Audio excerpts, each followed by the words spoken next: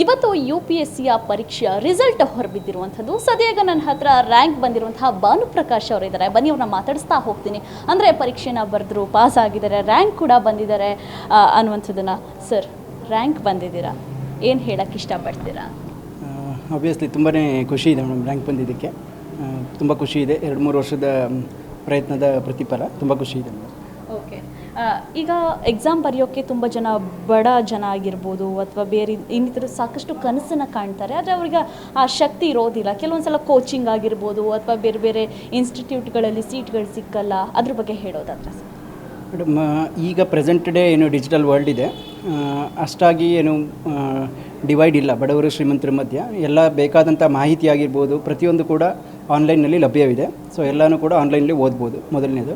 ಎರಡನೇದಾಗಿ ಕೋಚಿಂಗ್ ಬಗ್ಗೆ ಹೇಳೋದಾದರೆ, ನಾನು ಪರ್ಸ್ನಲಿ ಯಾವುದು ಕೋಚಿಂಗ್ನ ತೊಗೊಂಡಿಲ್ಲ.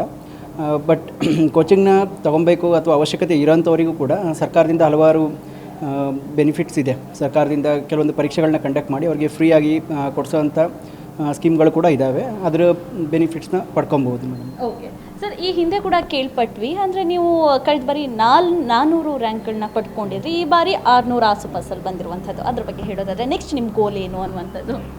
ಕಳೆದ ಬಾರಿ 400 ರ್ಯಾಂಕ್ 448 ರ್ಯಾಂಕ್ ಬಂದಿತ್ತು ನಂದು. ಆವಾಗ ನನಗೆ Indian police service Karnataka cadre alert ಆಗಿದೆ. ಇಂಡಿಯನ್ ಅಡ್ಮಿನಿಸ್ಟ್ರೇಟಿವ್ ಸರ್ವಿಸ್ ಅಂದರೆ IAS ಆಗಬೇಕು ಅನ್ನೋ ಇದರಿಂದ ಮತ್ತೆ ಬರೆದಿದ್ದೆ. ಸೊ ಈ ವರ್ಷ ಅದು ಮತ್ತೆ ಕೈಗೂಡಿಲ್ಲ. 600 ಬಂದಿದೆ. ಮುಂದೆ ನೋಡಬೇಕು ಮೇಡಮ್. ನೆಕ್ಸ್ಟ್ ಬರೀಬೇಕು ಅಂತ ಅಂದ್ಕೊಂಡಿದ್ದೀರಾ? ಏನು ಹೇಗೆ ನೆಕ್ಸ್ಟ್ ನಿಮ್ಮ ಐಡಿಯಾಸ್ ಹೇಗಿದೆ ಸರ್? ಈಗ ಇಂಡಿಯನ್ ಪೊಲೀಸ್ ಸರ್ವಿಸ್ ಜಾಯ್ನ್ ಆಗಿದ್ದೀನಿ ಮೇಡಮ್ ಆಲ್ರೆಡಿ ನಾನು. ಸೊ ಮತ್ತೆ ಇನ್ನೂ 2 ಅಟೆಂಪ್ಟ್ ಇದೆ. ನೋಡೋಣ ಮ್ಯಾಮ್ ಯಾವ ಥರ ಇದೆ ನಮ್ಮ ಅದೃಷ್ಟ.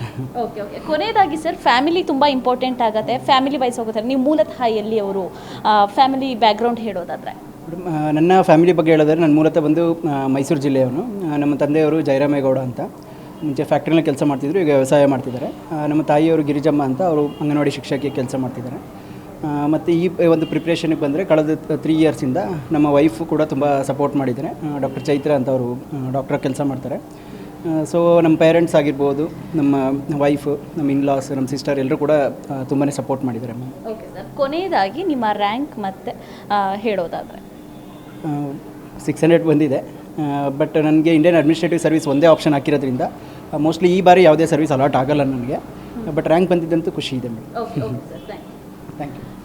ಇದಿಷ್ಟು ಇವರ ಮಾತಾಗಿತ್ತು. ಅಂದರೆ ಕಳೆದ ಬಾರಿ ಕೂಡ ಅಟೆಂಪ್ಟ್ ಆಗಿದ್ರು, ಅವಾಗ 400 ಬಂದಿತ್ತು. ಬಟ್ ಈ ಸಲ 600 ರ್ಯಾಂಕನ್ನು ಗಳಿಸ್ಕೊಂಡಿದ್ದಾರೆ. ಆದರೂ ಕೂಡ ಅವರು ಖುಷಿಯನ್ನು ವ್ಯಕ್ತಪಡಿಸ್ತಿರುವಂಥದ್ದು. ಜೊತೆಗೆ ಅವರ ಮಡದಿ ಕೂಡ ಸಾಕಷ್ಟು ಹೆಲ್ಪ್ ಮಾಡಿದ್ರು, ಜೊತೆಗೆ ಸಹಾಯವನ್ನು ಮಾಡಿದ್ರು, ಜೊತೆಗೆ ಫ್ಯಾಮಿಲಿ ಕೂಡ ಅಷ್ಟೇ ಸಪೋರ್ಟ್ ಆಗಿ ನಿಂತಿದ್ರು ಅಂತ ಹೇಳ್ತಿರುವಂಥದ್ದು. ಇದೊಂಥರ ಹೆಮ್ಮೆಯ ವಿಚಾರವೇ. ಆದರೂ ಕೂಡ ಮೂಲತಃ ಮೈಸೂರಿನವರು. ಖುಷಿ ಆಗುತ್ತೆ. ಕಾದು ನೋಡಬೇಕಾಗಿದೆ ಮುಂದಿನ ರಿಸಲ್ಟಲ್ಲಿ ಯಾವ ರೀತಿ ಬರುತ್ತೆ ಅನ್ನುವಂಥದ್ದನ್ನು. ಕ್ಯಾಮ್ರಾ ಪರ್ಸನ್ ನವಾಜ್ ಜೊತೆ ವರ್ಷಿತಾ ತಾಕೇರಿ, ಪವರ್ TV, ಬೆಂಗಳೂರು.